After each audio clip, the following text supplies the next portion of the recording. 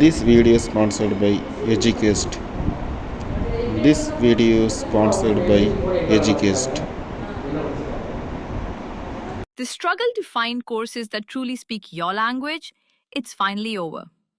Welcome to EduQuest, where learning is made just for you.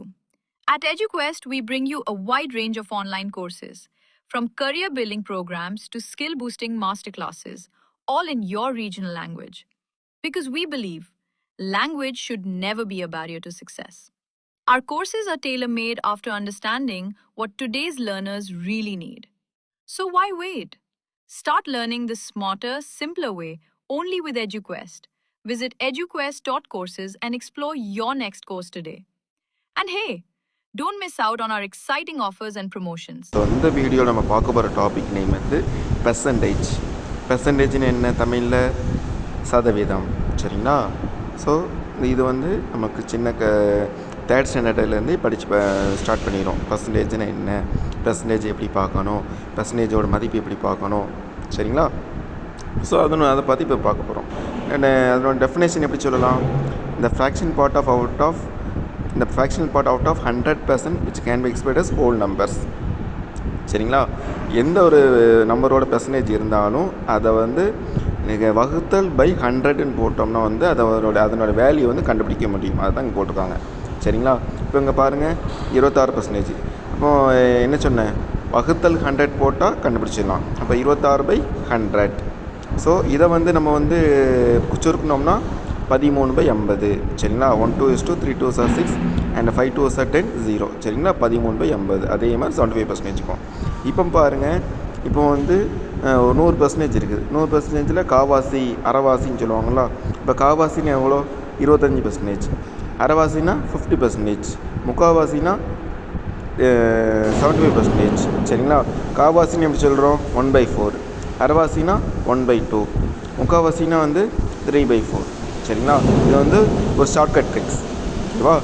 இப்போ இங்கே பாருங்கள், இதை வந்து 4 ஆப்பிள் இருக்குது, சரிங்களா? 4 ஆப்பிளாக இதில் வந்து ஹாஃப் மட்டும் சொல்கிறாங்க. ஹாஃப் மட்டும்னு என்ன சொன்னேன்? 1/2. 1/2னா 50%, சரிங்களா? இப்போ வந்து முக்கால்வாசி எப்படி? 3 ஆப்பிள், சரிங்களா? அப்போ 3/4, 75%, சரியா? இப்போ பெர்சன்டேஜ் வந்து இப்போ வந்து இங்கே எத்தனை கார் இருக்குது? மொத்தம் 10 கார் இருக்குது, சரிங்களா?